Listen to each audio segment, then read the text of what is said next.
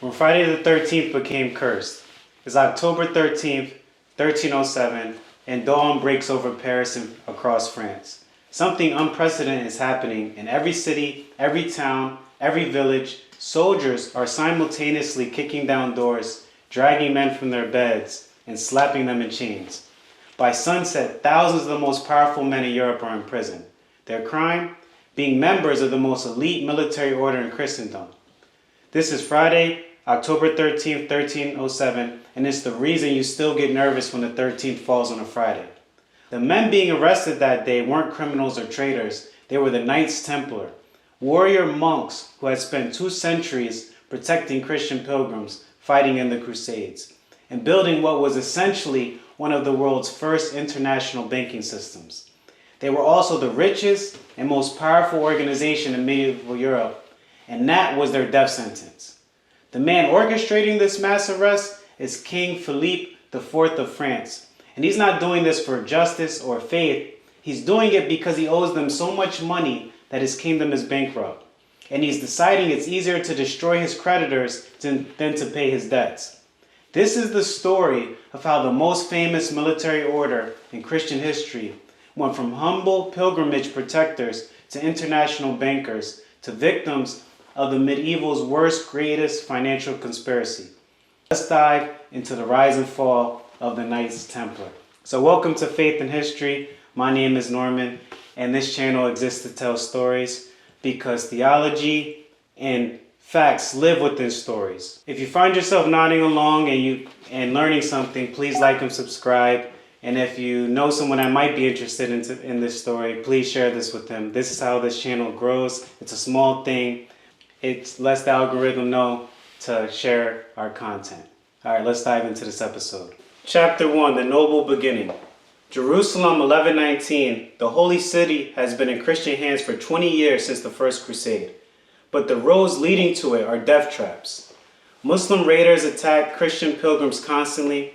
The journey from the Mediterranean coast to Jerusalem, barely 60 miles, has become a gauntlet of robbery, rape, and murder.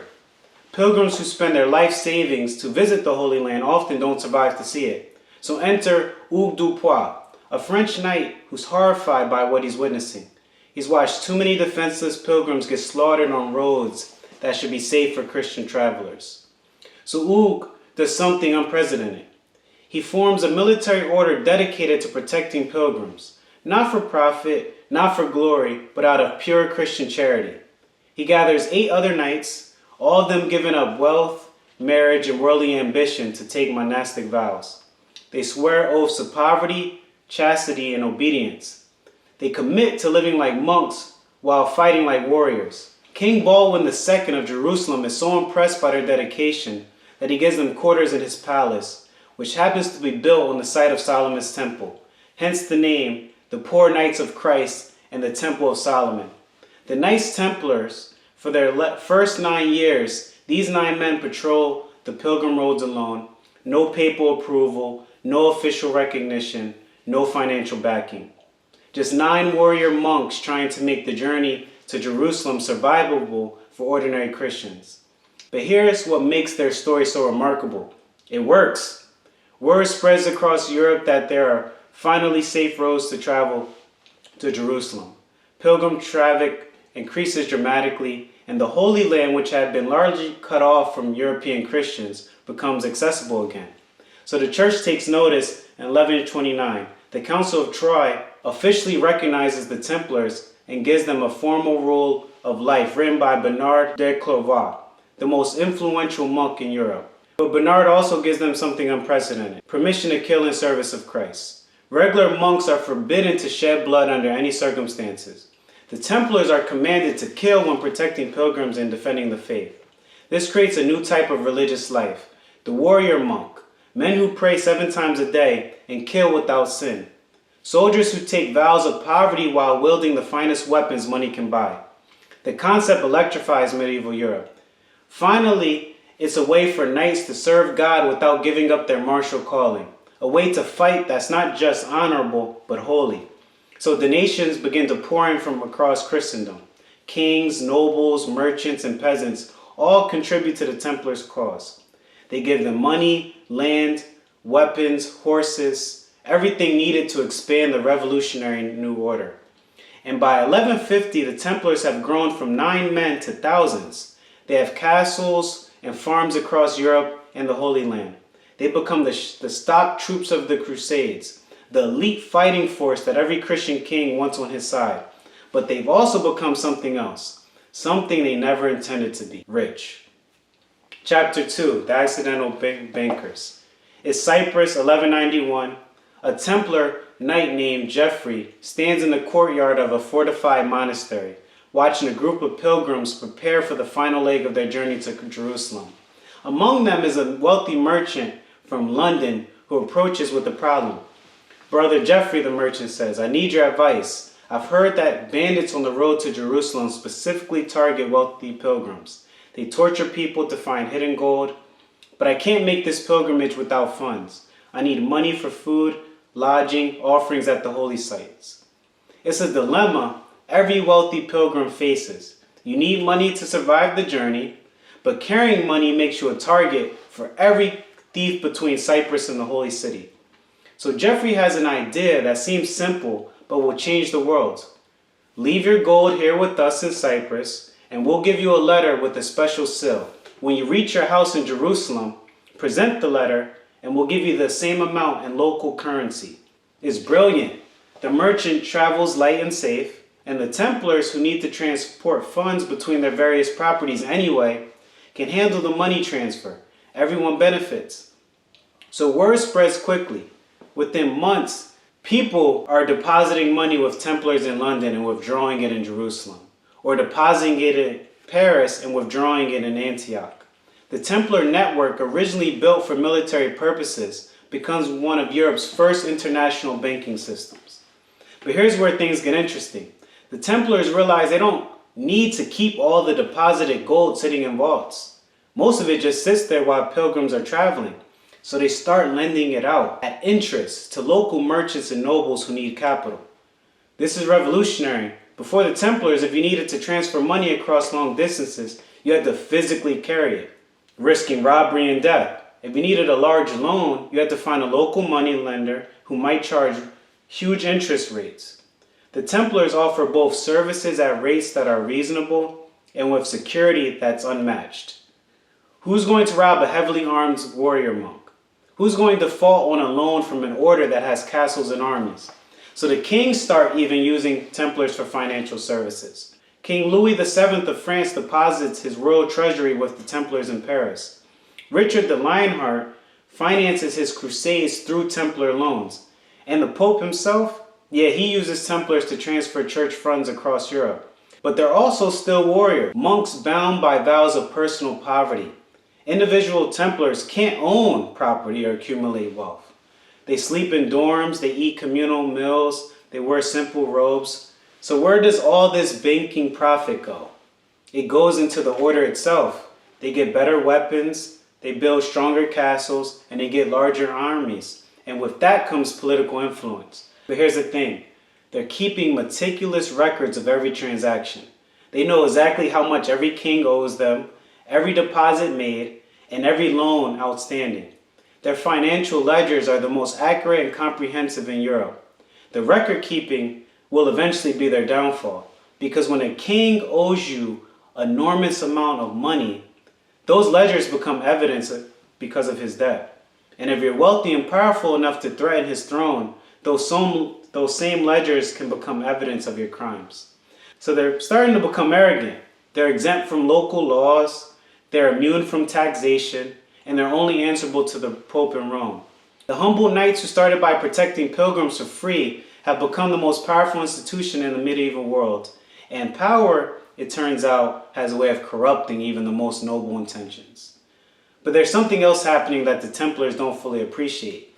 The Crusades are ending, and is ending badly for Christians. Chapter 3, the beginning of the end. So is Acre 1291, the last major Christian stronghold in the Holy Land, is under siege by a massive Muslim army led by Sultan al-Ashraf Khalil.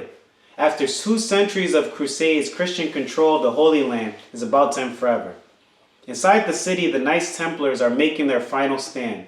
These are the same warrior monks who had changed the Battle of Hattin, defended Croix de Chevalier, and fought alongside Richard Longhart in the Third Crusade. But now they're facing the inevitable, complete defeat. They're about to lose. Guillaume, the Grand Master of the Knights Templars, leads his men in a desperate fight against the Muslim siege engines. He's struck by an arrow and mortally wounded, but he continues fighting until he collapses. When their Grand Master dies, the Templars retreat to their fortress and prepare for the final assault. On May 28, 1291, Acre falls, and the Templar fortress is the last building to be overrun. When Muslim soldiers break down the gates, they find the surviving Templars have barricaded themselves in the treasure room, fighting to the last man rather than surrender. Yes, heroic in his 2 centuries of crusading, but it's also a catastrophic defeat. The entire reason for the Templars' existence, we remember, is protecting Christian pilgrims to the Holy Land. So that whole reasoning has just evaporated. There is no more Christian territories to defend. There is no more pilgrims to defend on their road to the Holy Land. So Europe has to ask themselves a question that has no good answer. What do warrior monks do when there's no war left to fight? Some suggest focusing on their banking operations. Others propose a new crusade to retake the Holy Land. A few even suggest merging with the Knights Hospitalier, their longtime rivals in the military order business. But here's the problem. The Templars have become too powerful to simply reinvent themselves. They own vast territories across Europe. They command enormous wealth. They have established relationships with kings, merchants, and popes that generate ongoing revenue streams. They just can't disappear into obscurity like defeated armies usually do. They're too rich, too influential, and too deeply embedded in the political and economic systems of medieval Europe. This creates an unprecedented situation. The medieval world's most powerful military organization no longer has a clear military purpose, but is too powerful to disband and too wealthy to ignore. European monarchs start viewing them differently. When the Templars are fighting the Muslims in the Holy Land, their wealth and power served Christendom. Now that they're just wealthy and powerful, they look more like a threat to royal authority. So King Edward I starts it off. He starts pressuring them to contribute more to his Scottish wars. King Philip IV of France begins questioning their tax exemptions. But the Templars, accustomed to 2 centuries of freedom and privilege, they resist these new demands. They invoke their papal privileges. They claim ecclesiastical immunity and generally act like they're still the indispensable defenders of Christendom they once were. The resistance might have worked in 1200 when their military services were desperately needed. But in 1300, with no crusades to fight, it looks like insubordination. There's one king in particular who's watching the Templars with growing resentment and calculating interest. King Philippe IV of France, known as Philippe the Fair, is young, ambitious, and chronically short on money. His wars with England have drained his treasury. His efforts to centralize French royal power have put him in conflict with the Pope. His attempts to attack the church have been blocked by papal opposition. The Templars represent everything that frustrates Philippe about medieval politics. They're wealthy, but they don't pay taxes. They're French, but they answer to Rome. They have enormous capital, but won't lend it to him when he needs it and on terms he finds acceptable. But most infuriating of all, Philippe owes them money, a lot of money. His treasury has borrowed heavily from the Templars to finance his wars, and the debt is now too large that it threatens the financial stability of the French crown. In 1306, Philippe faces a crisis that solidifies his thinking about the Templars. He has riots going on in Paris that are triggered by the fall of the currency, which forces him to take refuge in the Templar fortress. And that's when Philippe makes the decision. If he can't tax the Templars, if he can't control them, if he can't force them to serve French interests, then he'll have to destroy them and take their wealth. And all he needs is an excuse. Chapter 4, the conspiracy begins. We just accuse them of heresy. Heresy is the perfect crime to pin on the Templars. It's a religious offense, so it falls under royal rather than papal jurisdiction in France. It's punishable by death and confiscation of all property, and it's notoriously difficult to disprove. How do you prove a negative when the accusers control the court? So the accusations they develop are carefully chosen to seem real while being impossible for the Templars to refute. They accuse the Templars to require new initiates to spit on the cross and deny Christ. They accuse the Templars of engaging in homosexual activities. They accuse the Templars of inappropriately absolving each other of their sins. And they make secret alliances with Muslim leaders against Christian interests. Each of these charges targets something that would horrify medieval Christians. Spitting on the cross, homosexual activities in medieval Christendom, and they exploit genuine mysteries about the Templars' initiation rites, which are conducted in secret. Remember, the Templars are a secret organization that very few know any specific details about. So it's easy for these accusations to stick that they're accused of. But most importantly, he develops a timeline that will prevent the Templars from mounting an effective defense. So the arrest must be simultaneous across France to prevent warning from reaching each other. The interrogations must begin immediately to extract confessions before the Pope can intervene. The trials must move quickly to present Rome with the inability to mount a defense. But Philippe and Auguste face one major obstacle. Pope Clement V is French, and he's generally supportive of French policies, but the Templars are directly his people. They're directly under his protection. So technically, King Philippe IV can't arrest them without the Pope's permission. And if Pope Clement orders their release, Philip would have to choose between obeying the Pope and completing his plan. So Philippe does what all smart people does. He decides to not ask for permission.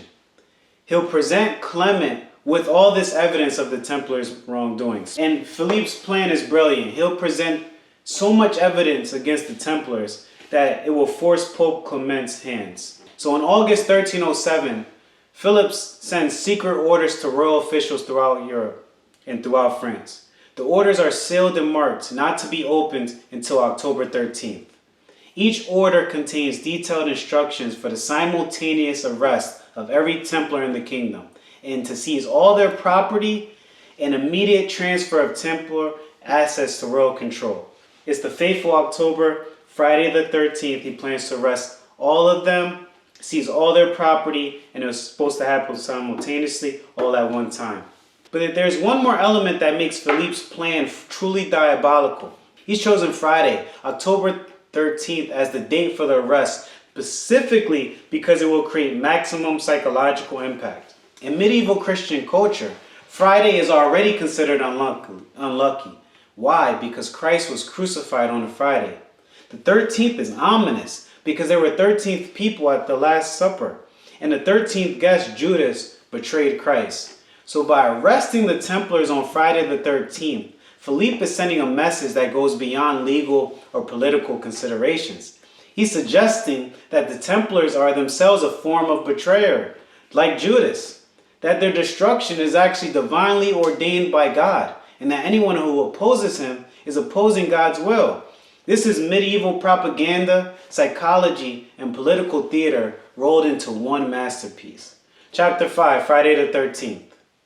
So it's October 13th, 1307, dawn. Across France, royal soldiers are kicking down doors. In Paris, Jacques de Molay, Grand Master of the Knights Templar, is dragged from his bed in the Templar fortress. This morning, he's just another prisoner in chains.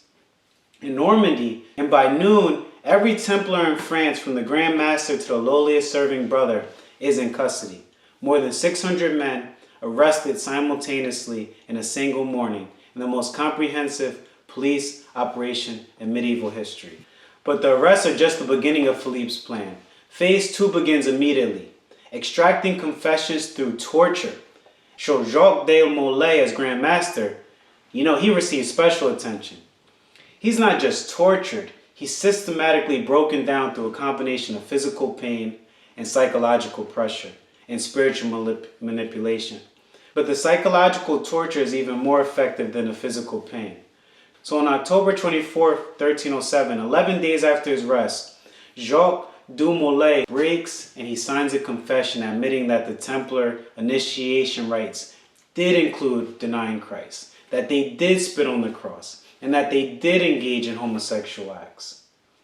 Word of the Grand Master's confession spreads quickly through the dungeons where other Templars are being held. The confessions multiply rapidly. By November 1307, Philippe has what he's came for. He has signed confessions from the order's leadership, detailed inventories of Templar wealth, and legal documentation that will support the seizure of Templar assets. But he also has a problem he didn't anticipate. Pope Clement is furious. Clement may be French, and he may be generally supportive of King Philippe, but the arrest of the Templars without his permission is a direct challenge to church authority. If Philip can unilaterally destroy a religious order that reports directly to Rome, what's to stop them from arresting bishops, cardinals, or even the Pope himself? So on November 22nd, 1307, Pope Clement issues a papal bull ordering all Christian monarchs to arrest the Templars in their own territories and hold them for church investigation rather than royal persecution. It's a brilliant move that forces Philippe's hand. If he refuses to transfer the Templars to church custody, he'll be in open rebellion against the Pope, threatening his soul. But if he complies, he loses control of the proceedings and the money. So Philippe chooses a middle course that reveals both his political skill and his ruthless determination.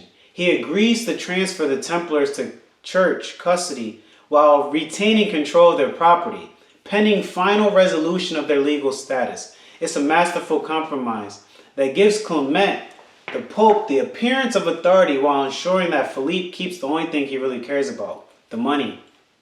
The trials that follow are largely theatrical. The outcome was determined by Friday the 13th, when Philip decided that the Templars had to die and their wealth had to become his. But something else was determined that day too, something that Philip never intended, the creation of a superstition that would outlast his kingdom, his dynasty, and his memory. Chapter 6, The End of an Order. It's Paris, March 1314, 7 years after their arrest. The final act of the Templar tragedy is about to play out on a small island in the Seine River called Île aux Juifs, the island of the Jews. 4 men stand on a wooden platform surrounded by bundles of dry wood. They are the last surviving leaders of the Knights Templar. Jacques du Molay, the Grand Master, Geoffrey de Charnay, preceptor of Normandy, Hugues de Poix, visitor of France, and Godfrey de Gonel, preceptor of Aquitaine. They spent years in prison while Philippe IV and Pope Clement negotiated their fate. 7 years of trials, appeals, torture, and legal maneuvering that have consumed the attention of all Europe. Today they're supposed to make public confessions of their heresy, accept lifelong imprisonment, and finally close this chapter of medieval history. But something unexpected happens. Jacques du Molay, now 77 years old and broken by years of imprisonment, finds his voice one last time. As the crowd gathers to hear his confession, he does something that shocks everyone present. He retracts his confession. I think it only right that at so solemn a moment when my life has so little time to run, I should reveal the deception which has been practiced and speak up for the truth, Du Molay declares. The order is innocent. Its purity and saintliness are beyond question. I have indeed confessed that the order is guilty, but I have done so only to save myself from terrible tortures by saying what my enemies wished me to say. The crowd erupts. Royal officials scramble to control the situation. This was supposed to be a routine conclusion to a concluded case, not a dramatic repudiation of 7 years of legal proceedings. Geoffrey de Charnay joins his Grand Master in recanting. The order is holy and clean, and all accusations against it are lies born of envy and hatred. Philippe IV faces an impossible situation. He can't let de Molay or Charnay live after such a public repudiation. It would undermine the entire legal basis for seizing Templar property. But executing them immediately without proper legal procedures will look like the desperate act of a guilty king. Philippe chooses immediate execution.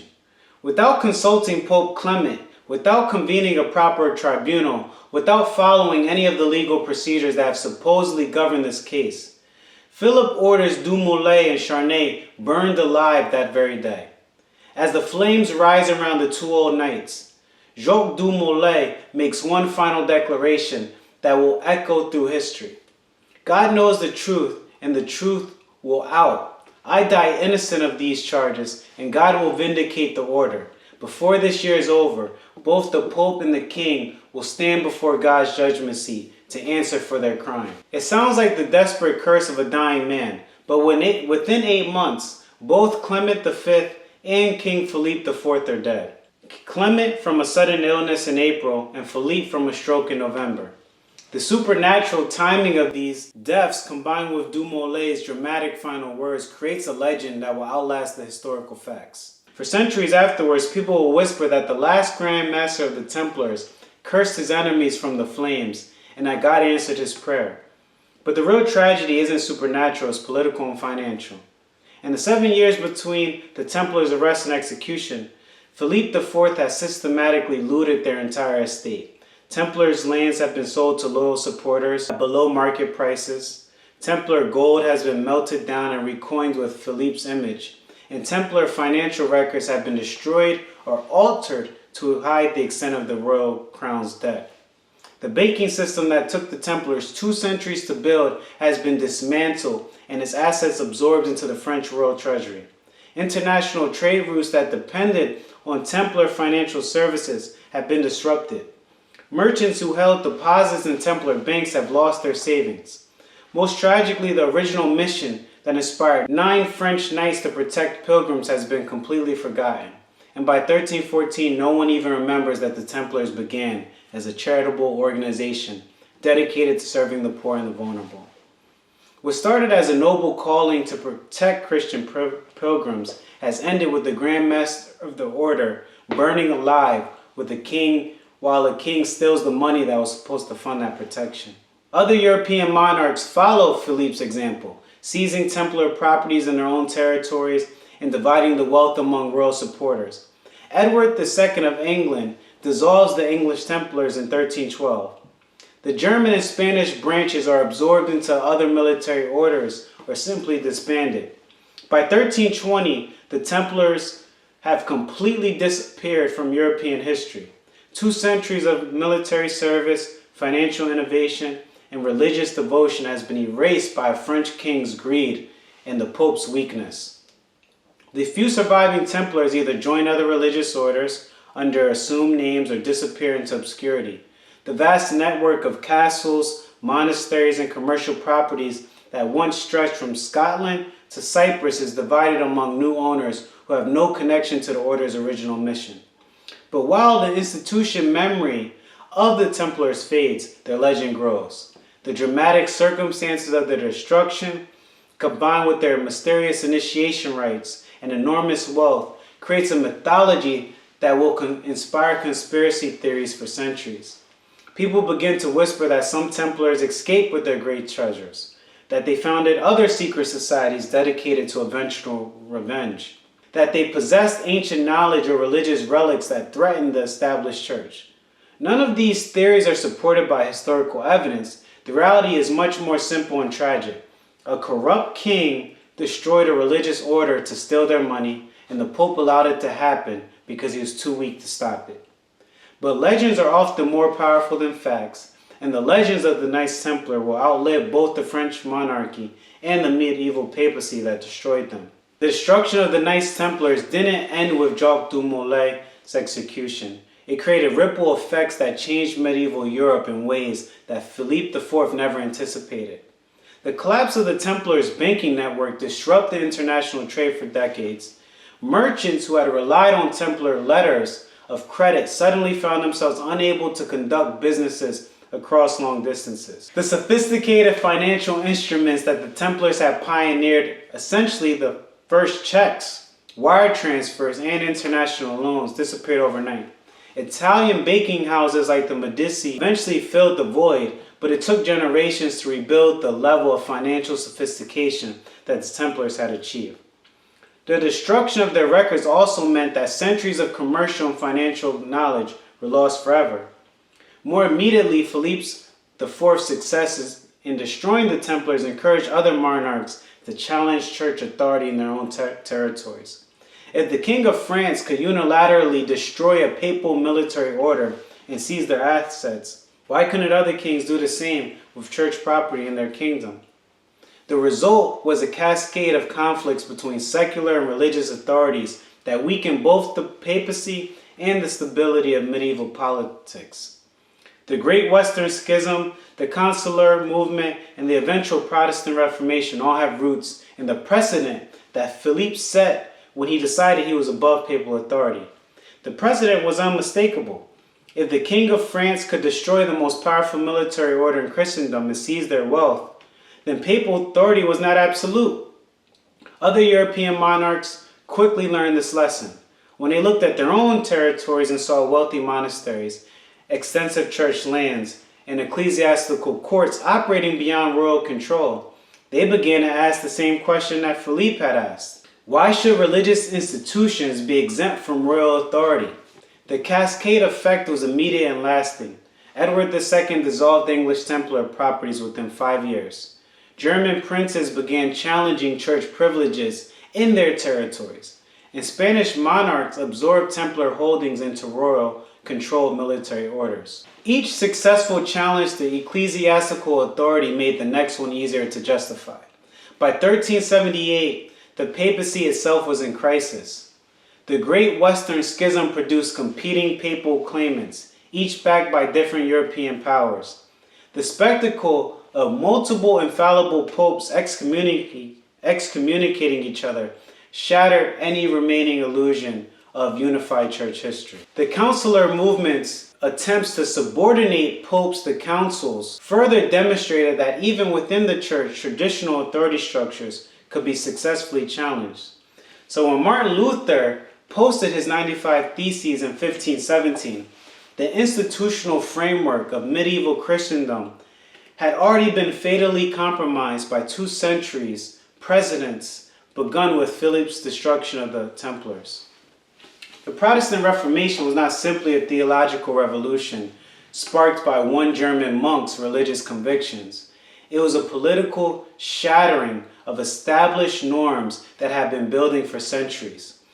Luther just provided the spark to what was already kindling. So when people wonder how a single German monk could successfully challenge over 1,000 years of papal authority, the answer lies not in Luther's theological brilliance alone, but in the political groundwork laid by monarchs like Philippe IV, who had already proven that the Rome and the papacy could be defied. The Reformation succeeded because it offered something appealing to different groups for different reasons.